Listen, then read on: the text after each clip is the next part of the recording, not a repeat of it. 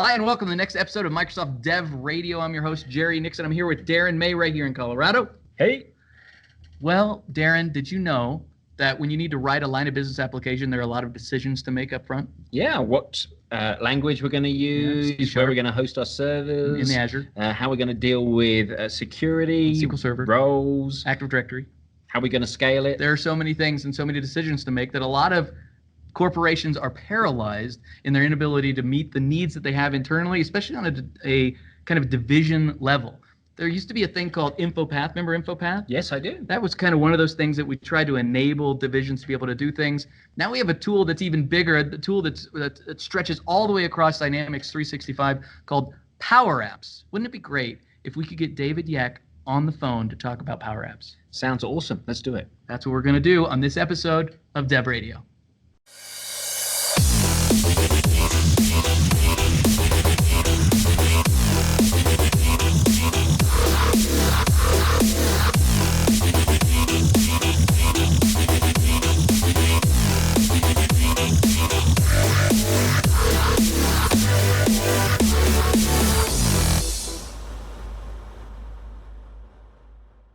Hi, and welcome to the next episode of DevRadio. I'm Jerry, this is Darren, hey. And we have none other than Dave Yack on the phone.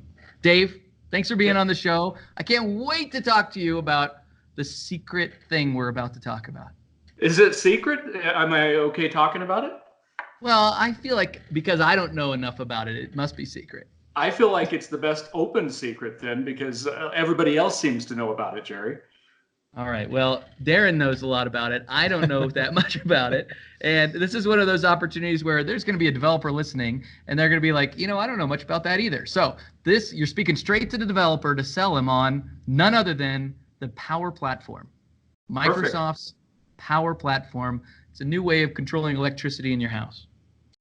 Absolutely. And recouping all the energy benefits from it. No, that's not what it is. Do you want me to kind of explain what it is?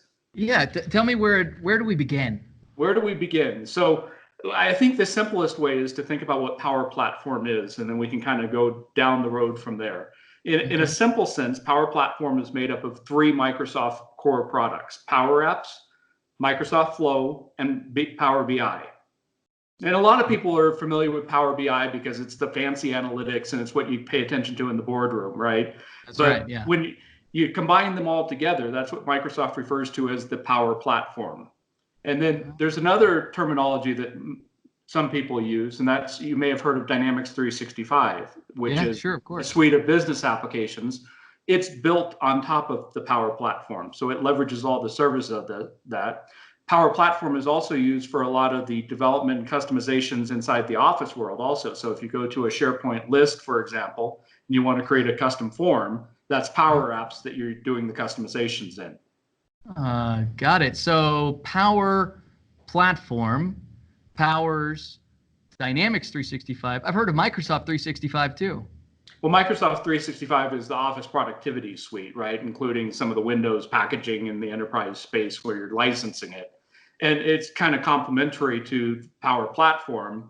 Think about Power Platform as what you'd use in a company to automate do digital transformation, automate things within the company. So it can be things that individual employees. So one of the scenarios is you're Joe or Sue in accounting and you have a great idea for something you wish IT would build. Jerry, go ahead. Yeah, I'm Jerry in accounting, and I've got an idea. I know that's a new role for you. But let's say that IT was, said, well, yeah, we'll get to it in a year. And, you being the enterprise person you are saying, but I have this great idea. It's going to make me 2 times more efficient. So you can go build a Power App that works with the data and is able to kind of build your own app yourself if you want to. And it uses the concept of connectors. So instead of using APIs, connectors are just an abstraction on top of the API that makes it so it can be consumed by the Power App. Now, those connectors, Microsoft provides over 250 of them, but developers can also create their own custom connectors to expose to makers to be able to do that. Oh, so because I might need my personal company's connector. I might need that in order to authenticate with what we have going on internally. If I want to be able to connect to our I don't know, workflow engine or rules engine or backend database or anything. Data that's in SQL Server, data that's in Excel, data that's in Salesforce. So the connectors are not Microsoft products only. They're third-party products. You can connect to GitHub. You can connect to Facebook if you want. If there's not a connector already, using the custom connector definition, you can describe existing APIs or APIs that developers build, and those become available not only to Power Apps, but also to Flow. So both use the same connectors. All right, so let's kind of back out of it for a second. So there's three things that make up the Power Platform. The last one we talked about was Power BI, which we don't need to talk about here. It's just how you make awesome graphs, right? I mean, that's the whole gist of it. Awesome graphs. You can pull in data from a lot of places. It's fabulous numbers, right? And pretty pictures. Yeah. Right. It's definitely a tool. And big data, small data, business intelligence, all of that wrapped up with a dashboard. Got it. Now, let's take that out of the equation for a second. So the other two components that make up the Power Platform are Flow and Power Apps. Let's talk about Flow in a minute. What is Power Apps? You're basically building an abstraction, just like you would kind of drag things onto a PowerPoint slide. You're able to design a screen. So it's made up of a series of screens. Those screens can use connectors to get the data. So that's how you interact with the outside world. Now connector, does it remind you a little bit of InfoPath? I never did InfoPath. So the way I like to think about it is it's a way to stay out of the low level. If you think about building Xamarin, or you think about building a Windows Forms or WPF or UWP. Yeah. I'm sorry, can you remind me which one is the current one that we're supposed to use today? That's harsh. Harsh. I think the answer is pretty obvious. Let's go on. Exactly. So this is an abstraction where you're not worried about that underlying technology. You're not worried about the API because you're able to use the connector. The connector exposes essentially methods that you can get data from. You can call services, actions, and basically do the work that you need to be able to do. You'll hear the term no code or low code. I think low code is probably the more appropriate expression.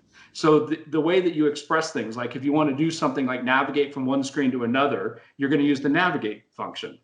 Okay. Yeah. And these functions are modeled after the Excel formulas. So they're called formulas essentially. And you can combine them together to do a series of actions when something happens in the application. And that includes going out to the connector or reacting to a user pressing a button or whatever else you want to do in the application. But you're not worried about HTML5. You're not worried about the mobile device rendering. That's all handled for you by the underlying infrastructure of the Power Apps platform.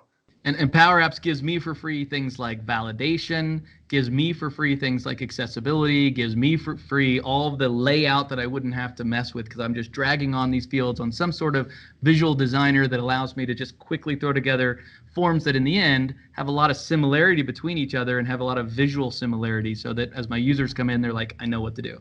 Yeah, and today there's two types of applications, Canvas apps, and then there's also model-driven apps. And Canvas apps are very much a blank canvas, like you're an artist, you decide what's on there. Model-driven apps are driven off of data, which brings us to another part of the story that we haven't talked about, which is the Common Data Service, or CDSs, a lot of us like to refer to it, which is an abstraction on top of the data layer, giving you basically not worrying about the underlying, tables, indexing structure, the fields. You're dealing with entities, and this sits on top of SQL Azure today. Now, wait a minute. So the three things that make up the Power Platform are Power Apps, Flow, and Power BI. But the common data, are we talking about Dynamics 365 now? So a lot of its roots comes from Dynamics 365. But it got pulled in and that became the Common Data Service. And so it used to have a whole bunch of entities that would represent sales and service. So when you created a new database, you used to get a whole bunch of stuff. Now, what you get is a very simplistic core. So you get, account and contact, but probably another 10 or 15 entities that are there that make up what's referred to as the Common Data Model core. And there's this concept of Common Data Model, which is a standardized set of schema that can be described on top of the data. So when you add in the sales application, you're adding the sales schema, but that has been put out. Actually, you can go to GitHub and look at the Common Data Model. And what Microsoft has done is open sourced the definition of all the standardized business data.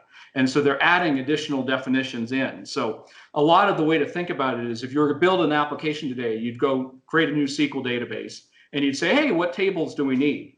And let's say you were going to do something healthcare related. So you and I would brainstorm and we'd come up with what columns would need to be on the patient entity, right? The idea behind the common data model is let's take some of these common business scenarios and instead of reinventing the wheel every time, let's agree on some definitions that, you know, healthcare solutions have a patient care team, have these different entities with these standard set of fields.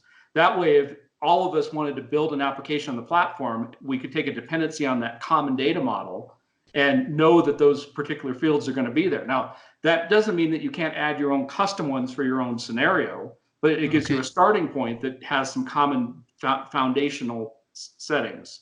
So it may not be, so if I've decided to build a model-based application on Power Apps, and we pull in a schema for a patient, let's say, it gives me 20 fields that are well defined across the industry that way. And you and I have brainstormed what we're going to put on the form, and we only use 10 of them. The other 10 are just empty, waiting to be used. Is that the idea? They're there, yes. And then if I have the solution may say, hey, we want to add 3 proprietary fields, and you could go add those to extend the data model. Got it. And so if Darren then is going to build another application that relies on the same model that we just built, but he's going to build some extra piece over here. He's going to build some Power BI charts, or, you know, reports and dashboards that use the data. He could depend on some standard set of data to be in those entities. And making them standardized also makes it so that Power BI and all the forms understand the data type correctly and the relationship of those data types to some other schema that might have a dependency on it. Or what they refer to as the traits of the data, essentially. Mm-hmm. Wow, that is fascinating. So there are, what if there is no schema that fits my need? Do I submit a new schema, or I just start, everything's custom 1, 2, 3? Well, they are open to collaboration. So, I mean, the way they get to some of these ones like healthcare and the different verticals is they work with the ISVs and the SIs in that space to try to come together with some common definitions. And a lot of this rolls up into a broader Microsoft initiative that you might have heard is the Open Data Initiative, which goes out even beyond Microsoft to look at SAP and Adobe and looks at pulling in those across the different platforms with some data synergy. So there's a lot of effort in the industry around trying to standardize some of the common definitions. Power BI, I know we weren't going to go deep into Power BI, but Power BI has the ability through its data flows to take external data that might be in your own proprietary system on-premise or somewhere else, not in the common data format, allow you to map it into the common data format so it's pulled into the Azure data lakes. Because remember, all this stuff runs on top of Azure, right? Azure is still a big part of this. The data lake contains things in the common data model schema format and allows you then take the report, the dashboard and the reports that Darren built, run across that data because it now looks like the standardized entity. I understand. Wow. And now what if hopefully I'm lucky enough to be in the industry it's already been figured out so I can really get moving fast, right? Otherwise, there's a little bit of footwork up front, or I'm going to be set to custom schemas. Well, I think you've got to come back to, let's come back to some of the core scenarios. How does the Power Platform really get used at the company? I talked about one of them, which was Joe and Sue in accounting they had a great idea and they wanted to spend a little of their time building something that would make them better. Nothing says that the internal IT staff or even professional developers can't collaborate. So Microsoft has an application called Thrive. You're probably familiar with it. Yeah. Kudos. Kudos. Well, we don't use Kudos anymore. It's a new thing, but yeah, I know what you mean. Well, those are applications that are built on the Power Platform that Microsoft IT has built that all leverage not only the Power Platform, but some of the custom internal services to provide applications in a more formal fashion to their employees. So think about it as you can have the first scenario, which is the ad hoc people building their own for personal productivity. You can also have the more, I'm building a line of business application that is a more organized, still goes through dev, test, production, some formal life cycle is, it can be as rigorous as you want. It's just not saying, hey, let's go start with Angular. Let's go start with building that's right. the raw materials. Well, and let's not start with a developer. I mean, honestly, you can get away with just a really smart business user. Well, I like to think of them as mixed teams. I mean, I think a lot of the future is not just like developers only, but it's enabling those broader teams. Because if you look across the company, there's only a small fraction of developers. It's hard to get them energized. They often don't understand the business. So the closer you get to the business user themselves, the more apt they understand it. But they may not understand how to do some of the heavy lifting. And that's where the Power Platform has the escape hooks. So you never kind of reach this, point where you can't keep extending the application or need to abandon it to do something else. So you mentioned it's kind of a low-code solution. What skills does a developer need to have to really be able to exploit the Power Platform and Power Apps? Other than Excel? I think there's two scenarios there. I mean, there's the pro developer side of it, where could a pro developer extend some of it? And then there's how do I build an app? Now, to build an app, it's really not targeted to need, you don't need Angular, C#. It's targeted towards the power user, the business user, somebody that has that capability. Somebody that could build formulas in Excel could build an application.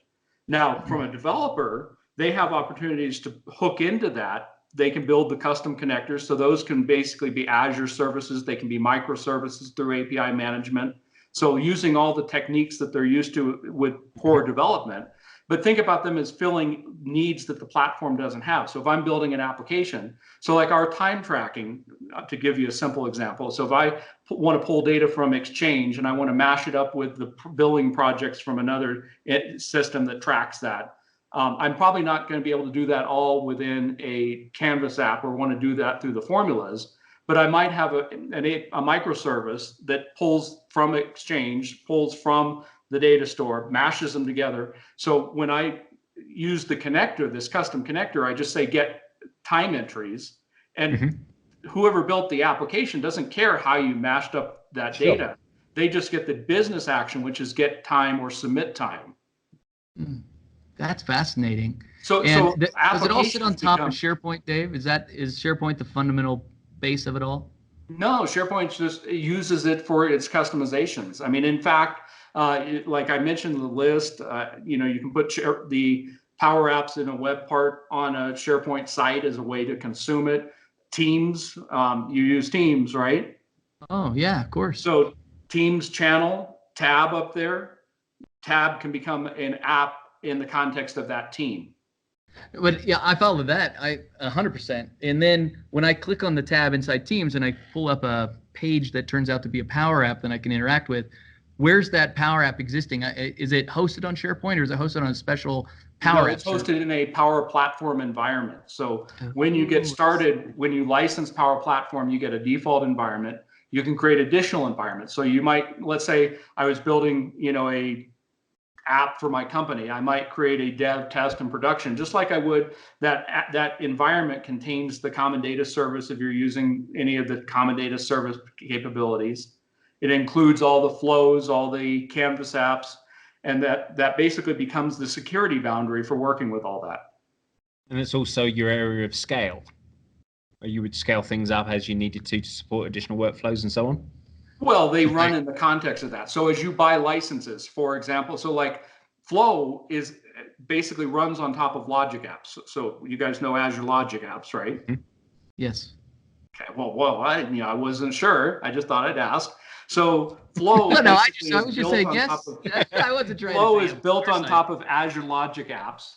It uses the same concept of connectors, but the connectors are shared with the Canvas apps also. And so when you run a flow, you get allocate. So every license for the Power Apps or Flow, you get an allocation of runs of the automation. Whereas Logic Apps, you pay for every step that is in the Logic app. So you pay for the trigger, you pay for every action that it does. Your meter just keeps running. With Flow, you can have 20, 50 actions. You can loop through a couple thousand times. It's one flow execution that decrements one off your flow executions that your tenant is allocated. That's fascinating. So we all are in the same division. We decide on a handful of smaller apps that we want to build. I mean, and I totally see the vision here. You don't need to talk to IT probably for 90% of the things you dream up. And you'd need to talk to IT or bring some developers in for the really complicated whatevers. But for the low-hanging fruit, we could probably do it as a team. So I like to think about it as like how you think about a smart home. So what's the first thing you do with a smart home? You put some hub in that you basically plug everything into. That's the Power Platform. Okay, and it can plug in all the things that their employees are building, but you can also plug in the bigger things that are more officially supported that the enterprise builds, all work on the same platform. They have casual levels of ALM for the people that are building their own stuff, because the thing you're building, if it doesn't work the next day, nobody cares but you. You'll be frustrated that you had to spend an extra 5 hours doing the work, but 10,000 people weren't impacted by that. Now, the company builds something that all 10,000 of their employees depend on. They probably want to have a little bit more change control than just Jerry in his cube or his office, happen to go in and publishing a new version. But it's the same tools used all across the organization. Makes total sense. I mean, I can even see why you'd have. We're here to talk about developers, right? Okay, yeah. Where's it? When do you know you've passed the threshold for developers? So when you don't know what to do? It starts getting too complicated, or you don't know how to do that. So let's talk about some of the ways you can extend the platform. We talked about the custom connectors, right? So if there's an API that either internally you built or an external one that there's not a connector for that's published, you can use the custom connectors to define that. It just basically uses the open API definition. So Swagger is what it used to be called, to describe the API. And that allows it to plumb in and be called by Flow or a Canvas app. It's like WSDL. It is, essentially. Yeah. So that's one scenario.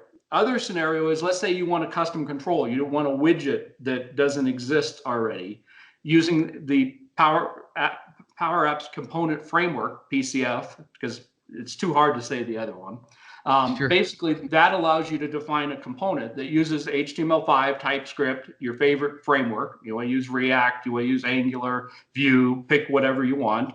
And you're building what displays in a service. And what the component framework describes is a contract for how you interact with the hosting application. So how you get the data that was bound to it, how you access some of the platform services, but it's up to you to decide what the rendering looks like. Yeah, I follow that. So that's the visual surface of it. So then I'd need a developer, because odds are I don't know how to do React or Angular or Vue, and so I have them come in to build the component for me that but that's the extension. I don't have a blocker, because I don't have to switch to another way of building the app. I can just bring in a developer to build that little complex piece that I can't otherwise do. When I look at like what's the new name of CRM? Dynamics 365. Oh, no. All the things are called Dynamics. So when I look at Dynamics 365, it's built on the Power Platform. When I look at the customer engagement component of Dynamics 365, it's built on Power Apps, or is it slowly adopting or being rewritten to Power Apps? So because CDS came from Dynamics 365 and kind of came under, it immediately was built on top of Power Platform. So the way to think about it is just like any other app, it's an app that runs on the platform. So if you license Dynamics 365 for sales because you need to sell and you want to do opportunities, it just installs it part of the sales common data model schema as part of the app, and it runs on top of the platform, and you can extend it using other Power Apps, build flows to automate things to your own processes. That's just a scenario that just like you would build any other app. Now, I mean, it doesn't have to be Microsoft building those. Any ISV or anybody that wants to become an app builder can go build their own on top of that to basically get in the app source as an app that can be installed on the platform. Is there an app store that is unique to the company, so that the three of us were building all kinds of neat little widgets and we realized they'd be valuable to the entire company? Is there a way for me to expose those out? Not really today, but what a lot of companies are doing is they build a simple Power Apps themselves that is an app catalog, and you can kind of make that surface. So Very you meta. can put that in the team channel and say, here's our apps. I mean, and you can build some of these, I mean, literally in 10, 20 minutes, a couple hours, depending on how fancy you want it to be. All right. So so let's go back to the developer side. Yeah, that's right. Go ahead. That's why we're here, right? Yeah, totally. So we've talked about connectors. We've talked about component framework for UI.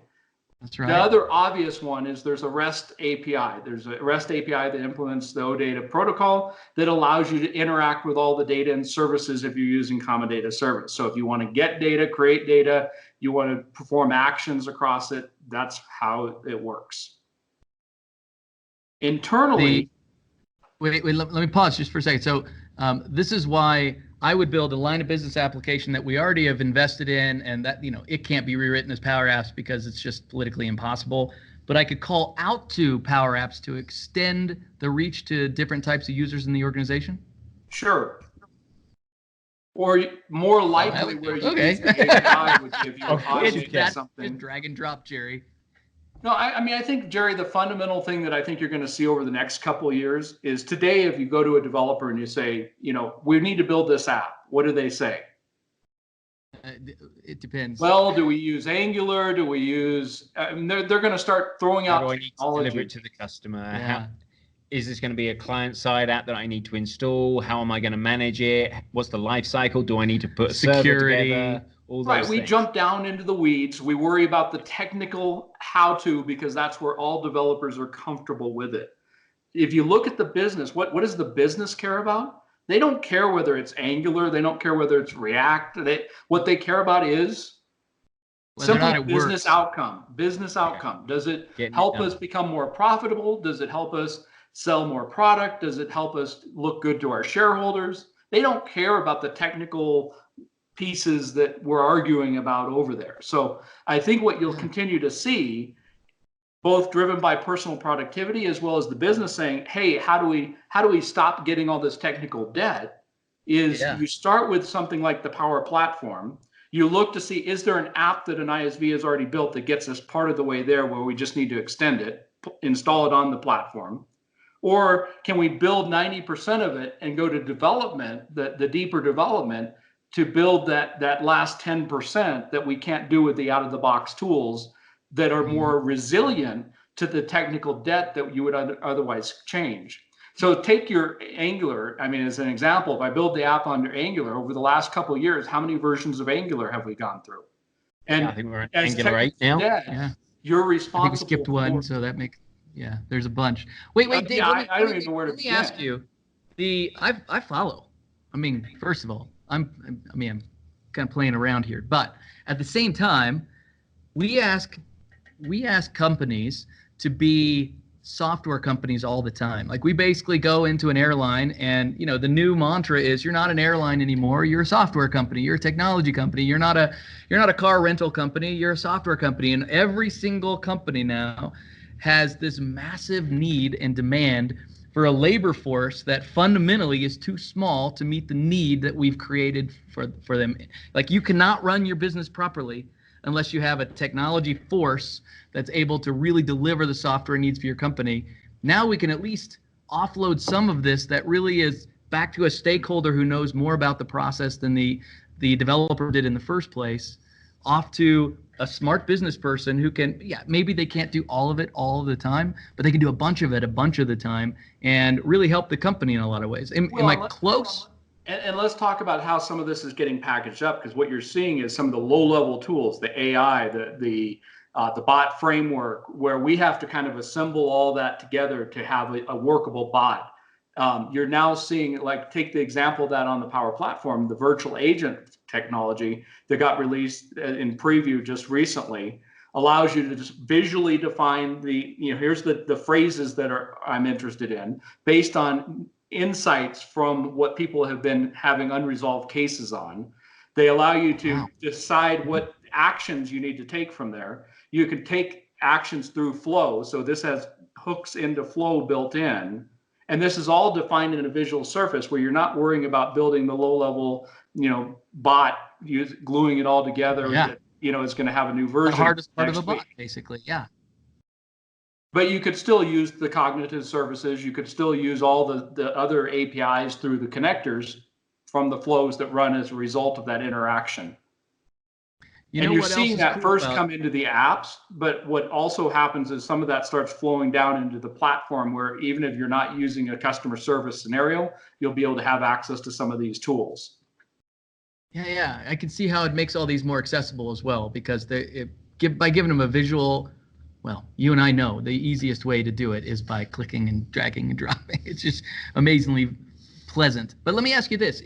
If I define an application with metadata, so I go into a Power App designer and I go in and I'm like, this field, this value, this thing, this model I want to use, and I go through all of the pieces that I want, it's not building the application for me behind the scenes like I do when I'm in Visual Studio, where I'm actually selecting the framework and I'm actually dragging components and moving the HTML around, so that, this is me asking more than telling, in the future, as something needs to be changed, does it read the metadata and recreate the Power App for me based on some security fix that was discovered or something like that? So the implementation that's under the cover, they're able to adjust. So in a lot of cases, that's awesome.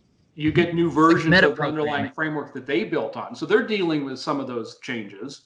But today they're using, like if you looked internally, you'd see React in there. But if they decided to use Angular or Jerry's famous framework that you built next Friday that'll be released, that wouldn't bother me, because that's all how you render under the covers. And the only thing I would have to think about are my custom controls, where I may have manually picked some sort of framework rather than taking advantage of the Power App platform. That's your responsibility for your little island. As long as you follow the contracts, that you're kind of isolated from how it's hosted. I mean, it's all built on the open web, so it still renders as HTML. It still uses JavaScript that's been transpiled from the TypeScript. I mean, it's still using the fundamental plumbing, but you basically build a more declarative way of building apps. Correct. How would you?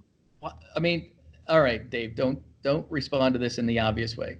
Why would you not do it this way? This seems like a silver freaking bullet.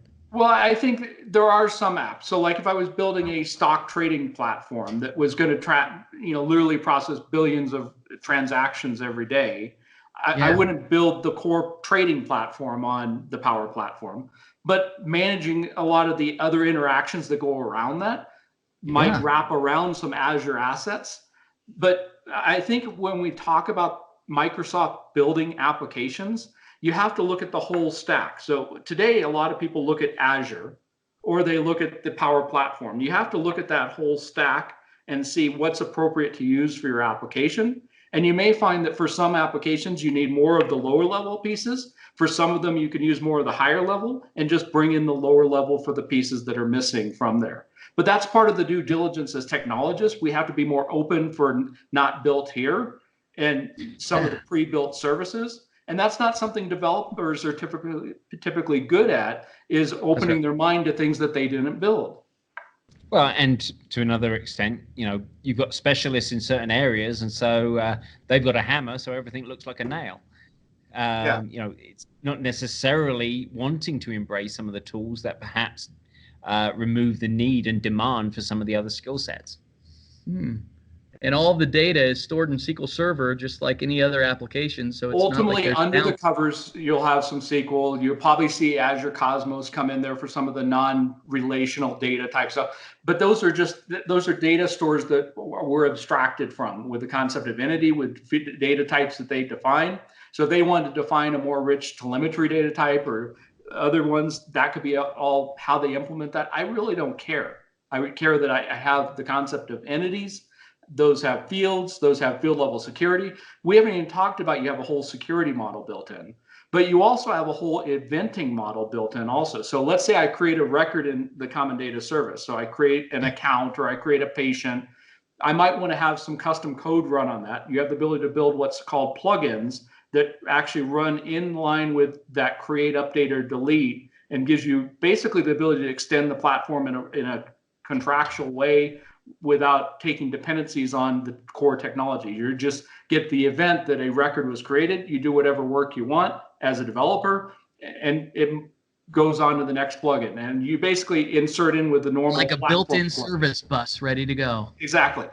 You also have the ability to publish outside. So maybe you want to run something that's triggered out to an Azure service bus.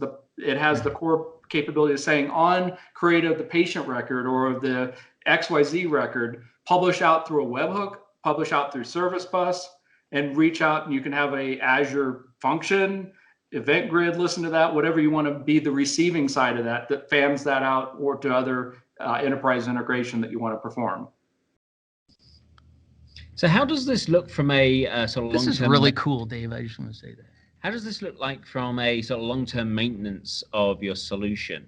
You know, there's been similar sorts of implementations in the past where you have these abstracted sort of declarative rapid application development environments, as it were, and you then move to the next generation, and all of a sudden those things don't necessarily move forward very well. What's the kind of future proofing that's been considered for this? Yeah, I mean, I think at the heart of it, there's a lot of trying to maintain that abstraction to where they can move that from one to another. I mean, I won't begin to guess what things look like 5 to 10 years from now, because I don't think we know what that looks like for a lot of the other applications that we control all the aspects of it. It's true. What about the app you wrote in Angular this year? You know, what's the future proof for that? Yeah. What's the future proof for anything, I guess? Well, and I think some of that comes back to a mindset of building small, rather than building these huge apps that have to be invested in years to build, building smaller micro apps that you know, if this one, you know, the business process is changing just as fast. If it needs to be redone, you're building a small app that could be done in 2 or 3 days or a few weeks, rather than something that's going to take years to build out. I mean, that's part of it. I mean, I think one of the fundamentals is don't build. So wait. So part of the future proof is you can throw it away because it's cheap. That's part of the future proof. Well, I think that I think not only is it because of the technology, I think if you look at how business is being done, I mean, a lot of what this is doing is changing the fundamental business process that's happening. You hear the term digital transformation, but it's looking at what the process is today, and is there a better mousetrap to build based on the fact that we have AI, that we have other ways to automate, that we didn't have 5 years ago when it was built the last time. And there's a lot of debt that the businesses have where they don't have ways to go and rebuild all these applications. They're just getting by with what they have because that's what they're used to. Because it was so expensive to build in the first place. That they have to get by. And it's also the other things that Dave talked about, that the vocabulary gap between the people who understand the business and the technologists who can implement things in the underlying platforms. It creates a huge level of tension and mismatch between, you know, I wanted this, well, I heard this, so I built that. Then you've got this iteration backwards and forwards. You empower the people who understand the business. They're building what they need. Dave, you're going to give me a demo. If what the Pro Dev is offering is some more building blocks that can then be easily built on top of, that handle the heavy lifting, that becomes very powerful. Yeah, and reusable across the organization. Yeah. If you were going to do a demo of building out a form, how fast is fast? Like, does it feel like I'm building? What does it feel like? I mean, it depends on what you're building. So if it's something based simply off of data, so I need to give you a data entry form for, let's say we create an entity called, wine collection, and you're tracking some properties about the wine that you're buying in Napa the next weekend, then you would go create the entity. You would basically add the fields to it that you want to track the characteristics of the wine. You'd add that entity to an app, and you would add the fields to the form, and it go, and you're editing things without any other work. That's what you refer to as a model-driven app, because it's very based on the data that I've defined, and that's the interaction. If I wanted something a little bit more fancy, maybe something where you walked around and you could visualize and have a way to scan your wine bottles, because you have access to the barcode scanners, the video, so GPS location. So you have all the traditional things that you'd think of in a mobile app, then that you'd start with a clean canvas and you drag the pieces on. So maybe I want to drag the barcode scanner on, and then I want to use the connector to look up the wine based on the barcode that I scanned off the wine. And I want to, have a little input field that says 10 bottles that I have currently in my wine cellar. Yeah. And you're going to build those pretty quick because they're pretty straightforward applications. But if you look at what it would take to build those, if you started with Xamarin and you started with a UWP app, you're going to have a lot more heavy lifting that you have to do to get that app off the ground.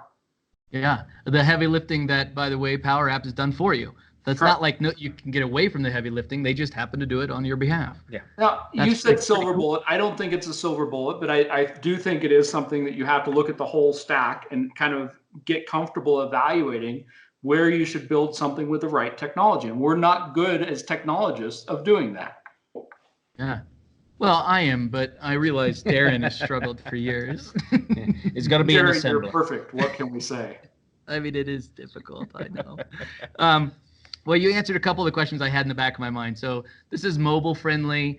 The three things: Power Flow, Power BI, and Power Apps. It sounds like the data service is also kind of rolled in there as well, or at least kind of assumed that it's there. Yeah, it is. And for most scenarios, unless you have something that you need, like Cosmos, where you need to replicate it in 5 geographies, and you need the multi-mastering, and you need things like that. But that doesn't mean that you can't use that with conjunction of it. So you may have a part of your solution that needs all that multi-mastering and the the Cosmos document model. Sure. You could still use that for those data. You could pull that data in through the connectors. Or I could wrap it in a microservice that it abstracts it away from the Power App, so it could still talk to it in an easy way. I mean, that's the beauty. And you said you could do it as a model, or you could do it as a canvas. My guess is you can do it as both at the same time too. Look, let's cover a little bit. We talk about technical debt. We talk about how does this evolve over time. You have canvas and model because they brought together 2 different styles of applications. It's called Power Apps, not because it's going to have to long term. You're going to see those morph together to become a single app, but they're going to do that in a way that the investment that people made is not going to be thrown away as they do that. But if you come look at this, the vision, if you come look at this in a period of time, you're going to see that those 2 styles don't exist. You just pick what you're building. So you may build something that is more data oriented, where you start with the list of data. You may build something that starts with a page that's more of a blank slate, where you define what's on there. But there won't be 2 types long term. That's a current state that we're in, but it's a fair way of understanding it. So I'm not trying to hide that there's 2 distinct states. And I think the important relationship around the common data standard, common data format, common data model. Common data model. So think about common data service is the database itself. That's the engine, that's equivalent to SQL Server. It's a data engine. It's a cloud scale data engine. Think about common data model as defining schema that you can use. Common data service implements that, but you could implement it in your own SQL database or your own Oracle database. If you wanted to build the same columns, you could be compliant with the common data model schema because it's available for use in any application. It's out on GitHub. I get it. And so the common data model also makes it so everything that exists inside Dynamics 365 is available to me as well. I can immediately start to reference those sorts of pieces. Because the model, all of those. So you have a sales chunk, a service chunk. You may have verticals like the healthcare that we talked about, where they built an accelerator where you can kind of see how you'd use it in a healthcare scenario. Nonprofits, education. Well, you say it's not silver bullet, but it sure seems like silver bullet to me. That seems pretty cool. I don't know how expensive it is, and we don't need to talk about licensing, but that's probably. Don't get me started on licensing. I do not talk licensing. All right, that's nice. I don't either, but that's the only thing that would bring it into question because it seems really cool. But here's I'll give you a teaser. If you have an Office license, you get some allocation of Power Apps and Flow as part of that. You already have the ability to do some of it. I didn't even know it, and you had it all along. People are sitting on it. And in fact, you may have been building something like, so if you go into a list on SharePoint and you say Flow and you say you want to get notified whenever Darren changes something, you're using Flow already. If you go customize the form in there, no, you don't have to sell me on Flow, Dave. Flow is awesome. Like, you don't have to sell me on Flow. You don't have to sell me on Logic Apps either. You may have said click, click, click, and you got to pay a penny each, but that's awesome too. And they're all code figuration solutions too, where they try and minimize the amount of code that you have to introduce to get a complicated solution. It's pretty nice. It's amazing. I mean, either Logic Apps or Flow, it's amazing what you can accomplish with them by kind of orchestrating across the different services. Yeah. What's the name of your company? Colorado Technology Consultants. Colorado Technology Consultants. We were talking right before the show started. You fly everywhere to train people, don't you? Yeah, and it's funny, when you're in Germany and you say that, people remember that, whereas if you said some weird name, they don't seem to remember. So it's kind of ironic, but calling it Colorado kind of gives it a home that they recognize, that they can relate to. Yeah, that's pretty cool. That's cool. Dave, I have to say, prior to this call, I didn't have a good understanding of what Power Platform entailed. I think I could explain it to somebody pretty confidently now. Well, and I expect to see your first Power App or Flow that you build soon. I've been doing it during the call, actually. Automated your publishing of the show, right? Pretty amazing. So easy. I've already published. You could manage all your guests that you're having on, what episodes are being published. I mean, all kinds of stuff you could build that you would have had to depend on an IT department. And they're just actually automated the producer. He just I would have needed a developer. Well, you could have asked Darren, but he's just too busy. Oh yeah, that's fair. No, I'd have just written it in assembler, and then we wouldn't have got anything for a year. Everything in assembler. It's ridiculous. Dave, as always, absolutely educational talking to a guy like you. Thanks for being on the show today. Good chatting with you guys. Cheers, Dave.